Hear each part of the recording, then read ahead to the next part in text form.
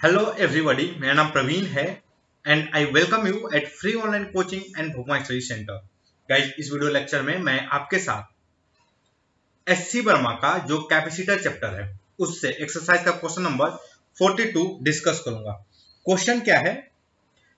A metal sphere of radius R is charge to a potential V. Okay, find the electrostatic energy store in the electric field within a concentric sphere of radius 2r। Okay guys, तो इस question को समझने की कोशिश करते हैं। क्या है? एक मेटल स्फीयर है, a metal sphere okay of radius R is charge to a potential v। तो मतलब ये एक मेटल स्फीयर हो गया। अब मेटल स्फीयर पे क्या है कि इसका पोटेंशियल v है। इसका मतलब क्या है? v is equal to Q divided by 4 pi epsilon naught R। I hope इसका रेडियस क्या है?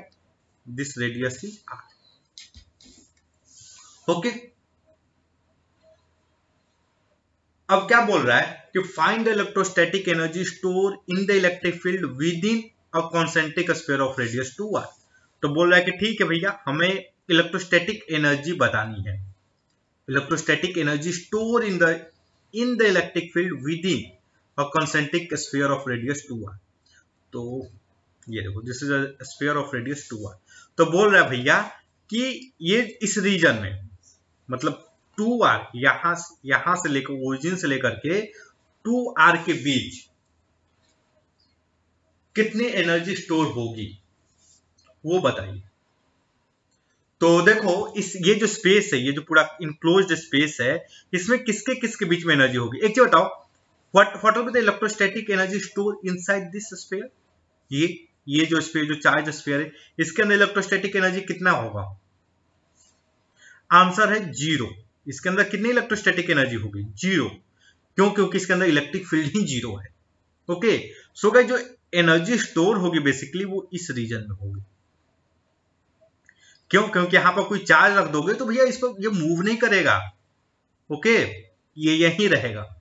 तो अगर इस पे कोई जो एनर्जी स्टोर होगी बेसिकली वो इस रीजन में होगी।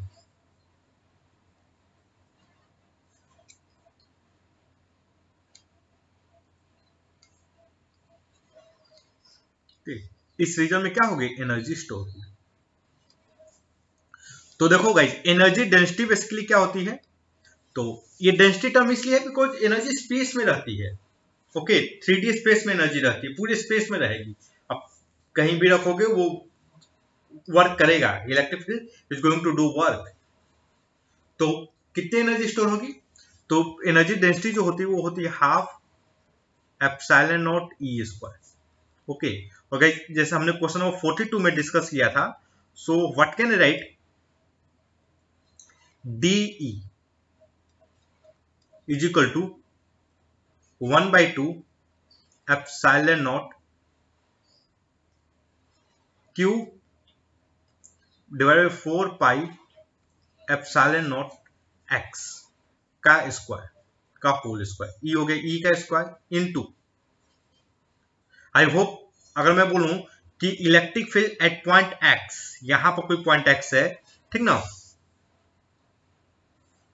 तो electric field due to this sphere is this. तो आप इससे कंफर्टेबल होगे, अब परेशान नहीं रहोगे। ओके, अगर आप गाइस परेशान हो तो go and study Gauss law. जो गॉस लॉ है उसको जाइए और पढ़िए। ओके, इनटू डी भी, तो वो क्या होगा बेसिकली 4 पाई एक्स स्क्वायर dx। इस रीजन में हमने एक छोटे से रीजन में, ये जो रीजन है यहां पे,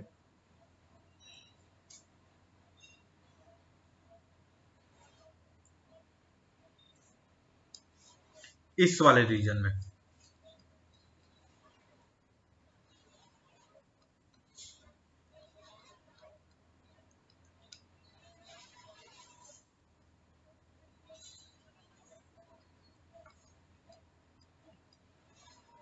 इस वाले रीजन में कितना इलेक्ट्रिक मतलब कितना एनर्जी स्टोर होगा वो हमने कैलकुलेट कर लिया।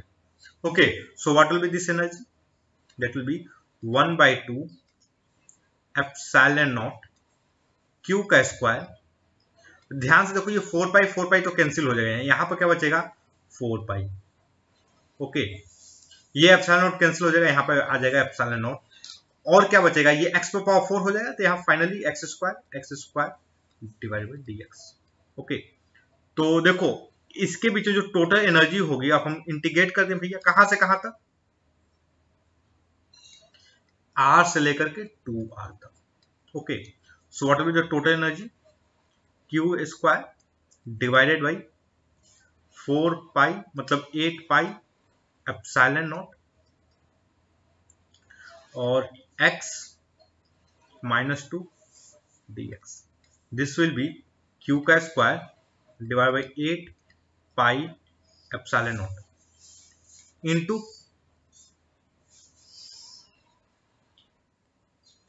क्या होगा, ये हो जाएगा x पावर -1 और यहां पाएगा नेगेटिव, ये कहां से r से लेकर के 2r तक। Okay, so what we gate,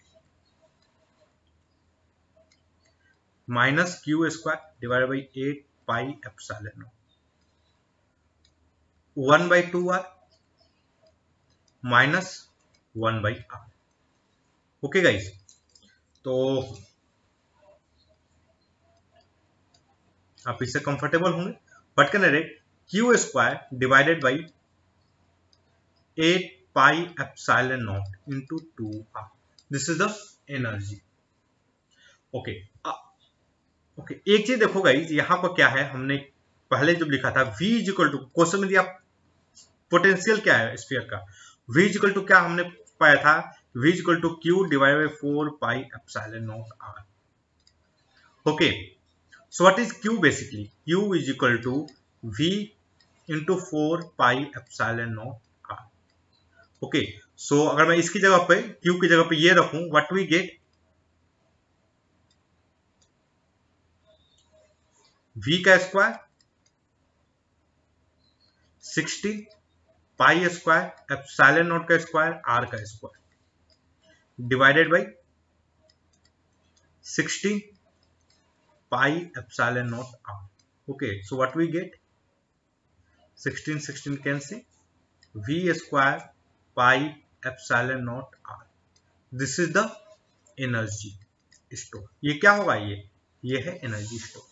okay guys, so Verma ji ने भी यही दिया है, pi epsilon naught r v square. Okay, so okay, अब इसका पार्ट टू देखते हैं, पार्ट टू क्या है, so that the electrostatic energy, so that the electrostatic field energy stored outside the sphere of 2r equal to that stored within it। Okay, चलो तो एक काम करते हैं कि 2r के बाहर कितना होगा, इसको एक बार फाइंड कर लेते हैं, 2r के बाहर कितना होगा। ओके, तो देखो हम सब कुछ सेम है, ये यहां पर क्या आएगा, सब कुछ सेम होगा, बस यहां पर जो लिमिट होगी गाइस वो क्या होगी, बेसिकली ये जो लिमिट आएगा यहाँ पे, वो लिमिट चेंज होगा, कहां से आ जाएगा, 2r से लेकर के इनफाइनाइट तक। ओके, तो चलो मैं वैल्यू रखता हूं यहां से 2r से लेकर इनफाइनाइट तक। व्हाट वी गेट, q का square divided by 8 pi epsilon naught into 1 by infinite, ये माइनस है यहाँ पर, minus 1/2r। Okay guys, so this will be q का square divided by 16 pi epsilon naught r। Okay, ये ध्यान से देखो, ये क्या है, यही है। ओके, मतलब आप बात समझे, मतलब क्या है भाई, कि ये r रेडियस का एक चार्ज है, ये 2r का एक कॉन्सेंट्रिक स्फीयर है, और उसके बाद क्वेश्चन क्या बोल रहा है कि यहां से इस रीजन में इलेक्ट्रोस्टैटिक एनर्जी कितनी स्टोर होगी, वो होगी आपकी 16 नहीं, हाँ, पाई एप्सिलॉन नॉट r का स्क्वायर r v स्क्वायर, इतनी एनर्जी स्टोर होगी। ओके, और यही एनर्जी हमने अभी कैलकुलेट किया, वो कहां स्टोर होगी, इस रीजन में, ये पूरे स्पेस में।